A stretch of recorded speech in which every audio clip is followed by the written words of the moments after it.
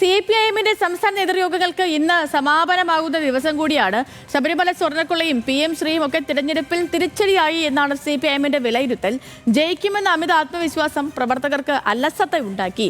തിരിച്ചടി മറികടക്കാനുള്ള തിരുത്തൽ നിർദ്ദേശങ്ങൾ ഇന്നത്തെ സംസ്ഥാന കമ്മിറ്റി യോഗം തീരുമാനിക്കും.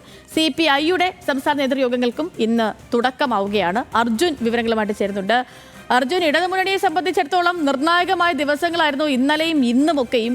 സംസ്ഥാന സമിതിയുടെ വിലയിരുത്തൽ വരുന്നു, അതിൽ ചർച്ചകൾ നടക്കുന്നു. CPI-യെ സംബന്ധിച്ചിടത്തോളം നിർണായകമായ ദിവസമാണ്. വിവരങ്ങൾ എങ്ങനെയാണ്?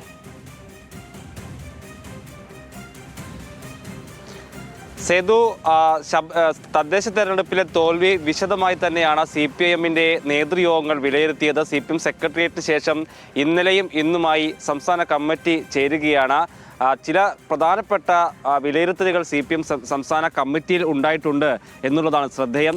ശബരിമല സ്വർണ്ണക്കൊള്ള തദ്ദേശ തെരഞ്ഞെടുപ്പിനെ സ്വാധീനിച്ചു എന്നുള്ള വിലയിരുത്തൽ വന്നിട്ടുണ്ട്. പത്മകുമാറിനെതിരായിട്ടുള്ള അറസ്റ്റ്, അതിനുശേഷവും നടപടിയെടുക്കാത്തത് വലിയ രീതിയിൽ UDF പ്രചാരണം നടത്തി, അത് തെരഞ്ഞെടുപ്പിനെ സ്വാധീനിച്ചു എന്ന വിലയിരുത്തൽ CPM സംസ്ഥാന കമ്മിറ്റിയിൽ നിന്ന് ഉയർന്നിട്ടുണ്ട്. PM ശ്രീയിൽ സർക്കാർ ഒപ്പിട്ടതും തെരഞ്ഞെടുപ്പിനെ സ്വാധീനിച്ചുവെന്നാണ് വിലയിരുത്തൽ.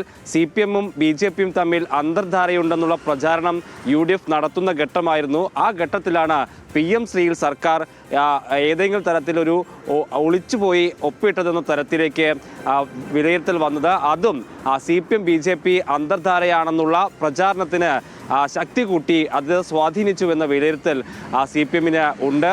തദ്ദേശപരമായി ഉള്ള ഭരണസമിതിക്കെതിരായിട്ടുള്ള വികാരം ഉണ്ടായിരുന്നു എന്ന് മാത്രമല്ല, പ്രവർത്തകർക്കും നേതാക്കൾക്കും ഇത്തവണ എന്തായാലും ജയിക്കുമെന്നുള്ള അമിത ആത്മവിശ്വാസമാണ് ഉണ്ടായത്. അതിന് കാരണം സർക്കാരിൻ്റെ വികസന നേട്ടങ്ങളും അവസാന ഘട്ടത്തിൽ ക്ഷേമ പെൻഷൻ കൂട്ടിയതടക്കമുള്ള കാര്യങ്ങളാണ്.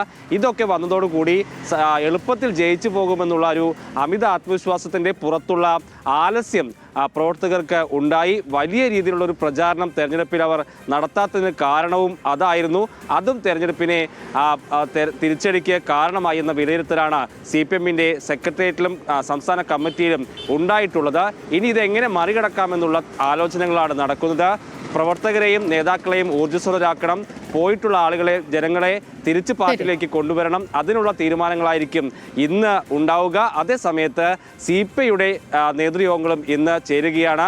സംസ്ഥാന സെക്രട്ടേറിയറ്റും എക്സിക്യൂട്ടീവും ഇന്ന് ചേരും. നാളെ സംസ്ഥാന കൗൺസിലുണ്ട്.